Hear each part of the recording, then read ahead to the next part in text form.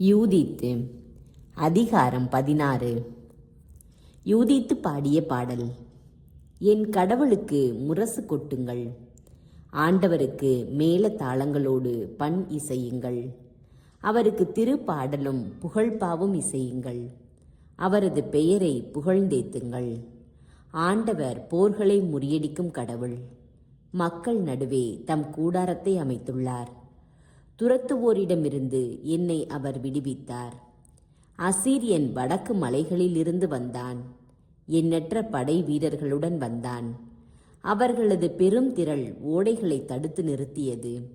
அவர்களுடைய குதிரைப்படை மலைகளெங்கும் பரவியிருந்தது. உன் எல்லைகளை தீக்கிரையாக்குவேன், உன் இளைஞர்களை வாளுக்கிரையாக்குவேன்.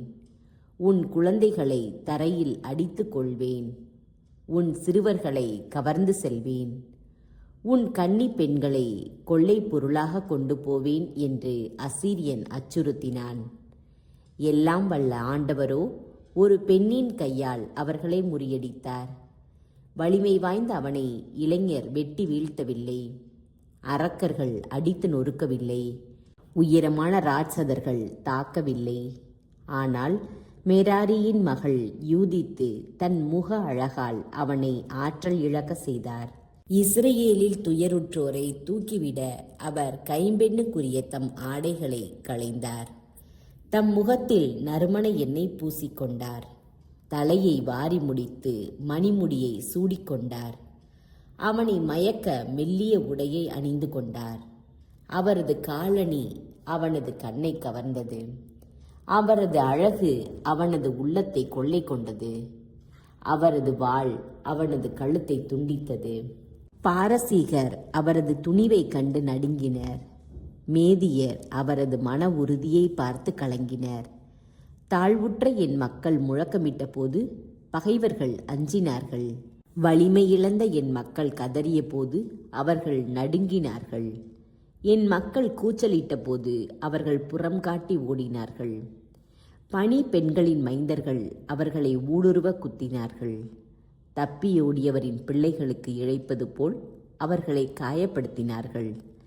என் ஆண்டவரின் படையால் அவர்கள் அழிந்தார்கள். என் கடவுளுக்கு புதியதொரு பாடல் பாடுவேன். ஆண்டவரே, நீர் பெரியவர், மாட்சிமிக்கவர், வியத்தகு வலிமை கொண்டவர், எவராலும் வெல்ல முடியாதவர். படைப்புகள் அனைத்தும் உமக்கே பணிபுரியட்டும். நீர் ஆணையிட்டீர், அவை உண்டாயின. ஆவியை அனுப்பினீர், அவை உருவாயின. உமது குரலை எதிர்த்து நிற்பவர் எவருமில்லை. மலைகளின் அடித்தளங்களும் நீர்த்திரள்களும் நடுங்குகின்றன. பாறைகள் திருமுன் மெழுகு போல் உருகுகின்றன. உமக்கு அஞ்சுவோருக்கோ நீர் இரக்கம் காட்டுகின்றீர். நறுமணம் வீசும் பழியெல்லாம் உமக்கு பெரிதல்ல. எரிபலியின் கொழுப்பெல்லாம் உமக்கு சிறிதே. ஆண்டவருக்கு அஞ்சி நடப்போரே எக்காலமும் பெரியோர். என் இனத்தாரை எதிர்த்தெழுகின்ற நாட்டினருக்கு ஐயோ கேடு வரும். எல்லாம் வல்ல ஆண்டவர் தீர்ப்பு நாளில் அவர்களை பழிவாங்குவார். அவர்களது சதைக்குள் நெருப்பையும் புழுக்களையும் அனுப்புவார். அவர்கள் துயருற்று என்றும் அழுவார்கள். மக்கள் எருசலேமுக்கு போய் சேர்ந்தவுடன் கடவுளை வழிபட்டார்கள். தங்களை தூய்மைப்படுத்திய பின் எரிபலிகளையும் தன்னார்வ படையல்களையும் காணிக்கைகளையும் செலுத்தினார்கள். மக்கள் தமக்கு கொடுத்திருந்த ஒலோபெரினின் கலன்கள் அனைத்தையும் யூதித்து கடவுளுக்கு உரித்தாக்கினார். அவனுடைய படுக்கை அறையிலிருந்து தமக்கென்று எடுத்து வைத்திருந்த மேற்கவிகையையும் கடவுளுக்கு நேர்ச்சையாக்கினார். மக்கள் எருசலேமில் திருவிடத்துக்கு முன் 3 மாதமாக விழா கொண்டாடினார்கள். யூதித்தும் அவர்களுடன் தங்கியிருந்தார். யூதித்தின் புகழ்.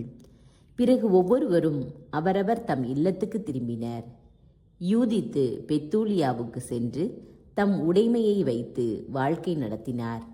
தம் வாழ்நாள் முழுவதும் நாடெங்கும் புகழ் பெற்றிருந்தார். பலர் அவரை மணந்து கொள்ள விரும்பினர். ஆனால் அவருடைய கணவர் மனாசே இறந்து தம் மூதாதையரோடு துயில் கொண்ட பின் தம் வாழ்நாள் முழுவதும் வேறு யாரையும் அவர் மணமுடிக்கவில்லை. அவருடைய புகழ் ஓங்கி வளர்ந்தது. அவர் தம் கணவரின் இல்லத்தில் 105 வயது வரை உயிர் வாழ்ந்தார். தம் பணிப்பெண்ணுக்கு உரிமை கொடுத்து அனுப்பி வைத்தார். பெத்தூலியாவில் உயிர் துறந்தார்.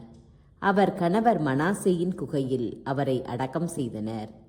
இஸ்ரேல் இனத்தார் அவருக்காக 7 நாள் துயரம் கொண்டாடினர். அவர் தாம் இறப்பதற்கு முன்பே தம் கணவர் மனாசேயின் நெருங்கிய உறவினர் ஆகிய அனைவருக்கும் தம் உடைமைகளை பகிர்ந்து கொடுத்திருந்தார். யூதித்தின் எஞ்சிய வாழ்நாள் போதும் அவர் இறந்து நெடுங்காலத்திற்கு பின்னரும் எவரும் இஸ்ரேல் மக்களை மீண்டும் அச்சுறுத்தவில்லை.